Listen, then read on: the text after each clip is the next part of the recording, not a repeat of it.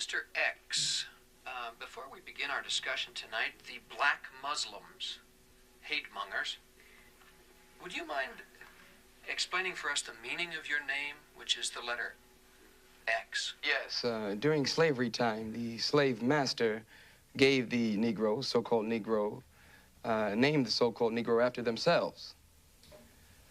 The Honorable Elijah Muhammad teaches us that once we come into the knowledge of Islam, the knowledge of ourselves, we replace our slave name with an X. X in mathematics representing the unknown. Since we've been disconnected or cut off from our own history, our own past, our own culture, our own land, we use the X, the unknown, until we get back to our country. I see. Thank you. Dr. Payson?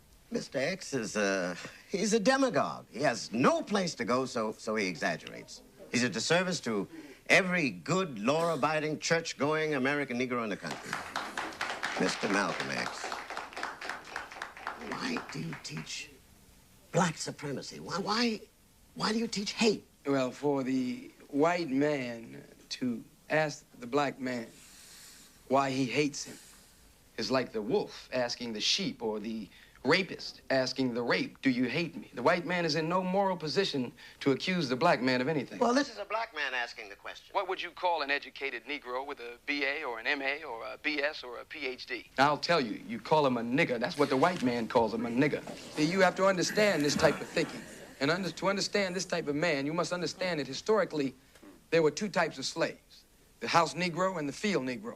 Now, the house Negro, he lived in the house next to his master, in the big house, either in the basement or up in the attic. He dressed pretty good. He ate pretty good, what the master left him. He loved his master. I say he loved his master better than the master loved himself. If the master said, we got a nice house here, he said, yeah, boss, we got a nice house here. Master's house caught on fire, the house Negro would be the one who'd run to put the blaze out. If the master got sick, he said, what's the matter, boss? We sick? We sick. You see, this is the thinking of the house Negro. Now, if another slave came up to him and said, let's run away, let's separate, let's get away from this cruel master, he said, why? What's better than what we got here? Run away. I'm not going anywhere. This is the house Negro. In those days, we called him the house nigger. And that's what we call him today, because we still got a lot of house niggers running around here.